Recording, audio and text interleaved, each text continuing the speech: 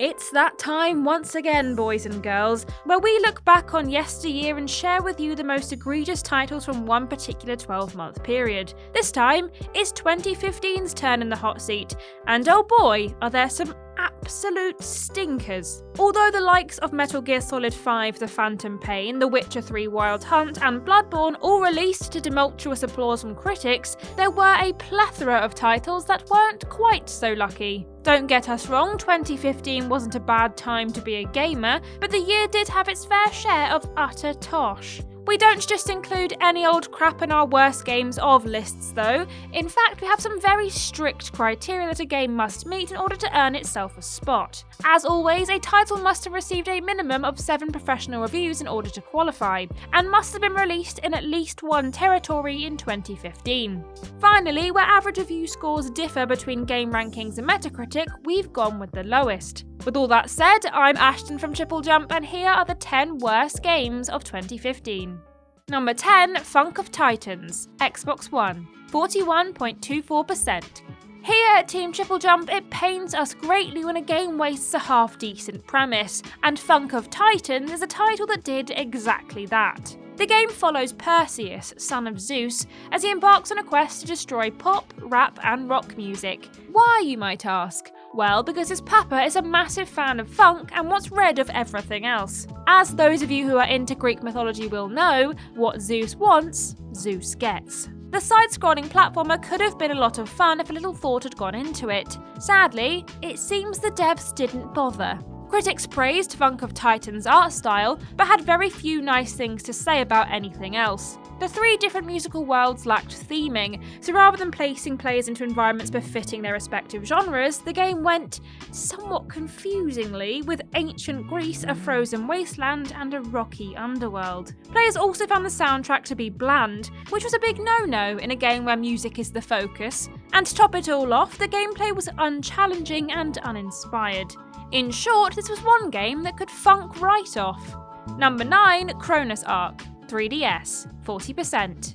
Anyone who's a fan of RPGs will probably tell you that one of the most important elements is a good story. If your game doesn't have a decent tale to tell, it can have the nicest graphics and the best gameplay mechanics around, but people still won't want to play it. Clearly, the developers behind Chronos Ark didn't get this memo. On paper, Chronos Ark's story seemed like it should have worked. Players control Loka, a sorcerer knight who must embark on a quest to retrieve the stolen Chronos fragment. Without the artifact, the ritual time rewinding cannot take place, and the world cannot be reset to how it was 10 years ago. Sounds great, in theory, but Chronos Ark was completely boring. Most critics agreed that, from a narrative perspective at least, the game didn't bring anything new to the table, and what it did attempt had been done better elsewhere. Technically speaking, it worked just fine, though some did comment that it suffered from a severe lack of difficulty. But as we all know, solid mechanics alone do not a good game make. Had Chronos Ark tried to push the envelope a little bit, players might have had a decent time with it, but a derivative plot ensured that the game was utterly forgettable. Number 8, Project Root, Xbox One, 38%. Sometimes our writers find it difficult to find the words to describe a game's premise. Fortunately, in the case of Project Root, its Metacritic description sums it up nicely. Ending Demetrio Watts is in the hands of a group of unknowns, depends on Arcturus, the classic shoot-'em-up scenario.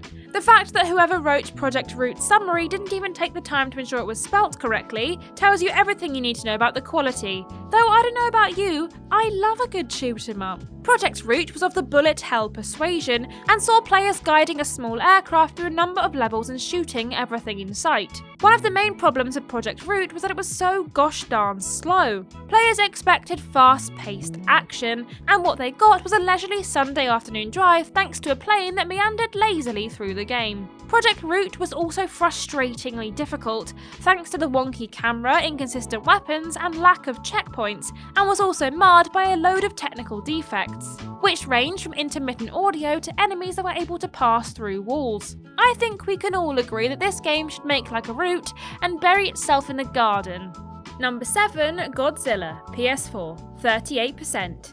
If I told you that there was a game out there that allowed you to take on the role of an iconic movie monster and stomp around destroying buildings with reckless abandon, you'd probably be quite excited. Alas, the folks down at Natsume Atari took this fantastic idea and developed a game that was an utter farce. Released in Japan in late 2014, Godzilla didn't make its way to Western shores until July 2015, though based upon its review scores, it would seem that most agree that it should have stayed as far away from civilization as possible. The game was meant to give players all of the excitement of destroying a city and battling other epic monsters, but it ended up being about as much fun as a toothache. Godzilla was a complete failure on all fronts. The gameplay was hugely repetitive, and in order to access many of the game's unlockables, players were forced to play through the game multiple times. Its technical aspects fared no better, with critics lambasting Godzilla's clunky controls and lackluster graphics. We're not sure how they managed it, but Natsume Atari managed to take one of the most interesting monsters in all of film history and make him completely dull. Number 6, Zombia, PC, 32%. We regret to inform you, contrary to what our writer thought, Zombia is not a limited edition Resident Evil IPA, and is instead a pretty ploppers game for the PC. The premise of Zombia is thus. In the not too distant future, a pandemic has broken out which turns people into flesh-eating zombies. Fortunately, there's a simple way to stave off the infection, and that is by drinking beer. Players take on the role of Kay, a frat boy who awakens from a night of heavy drinking with a sore head and a zombie bite on his arm. The aim of the game was fairly simple: shoot zombies and drink beer. Sadly, neither of these goals were particularly fun to attain. The game's starter weapon was a large pink dildo, which told players all they needed to know about the tone, and that was about as interesting as things got from a combat perspective. Additionally, the beer chugging mechanic was more of an annoyance than anything else. Beer was easy to find, so rather than creating any tension, the need to keep drinking just meant that players had to remember to press a button every few seconds. Throw into the mix some utterly unfunny dialogue and some naff visuals, and you've got a game that's less funny than a bad hangover. Number 5, Giana Sisters, Dream Runners, Xbox One, 32%.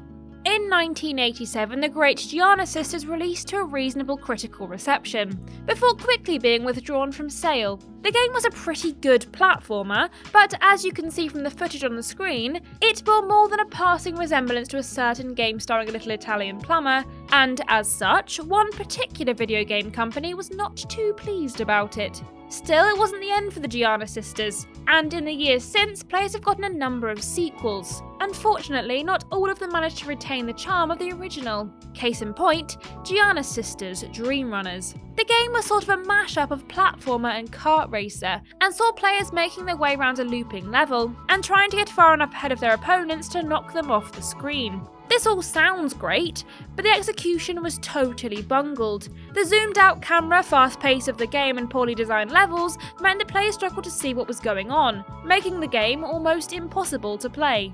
Critics also lambasted the visuals, as well as the game's inability to find an online multiplayer match. Was it broken, or was it just that no one was playing? We'll leave you to decide. Number 4, Tony Hawk's Pro Skater 5, PS4, 32%. Oh Tony, how are the mighty fallen?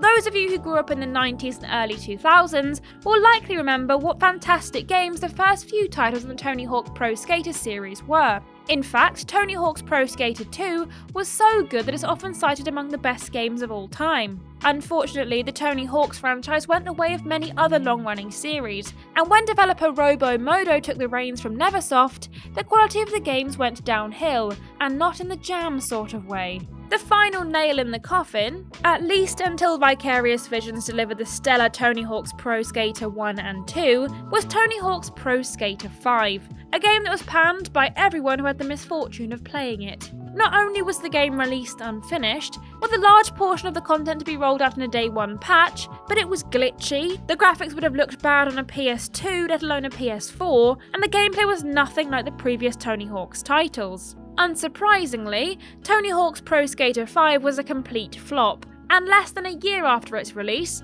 Robo Modo closed its doors for good. Number 3, Raven's Cry, PC, 25.71%.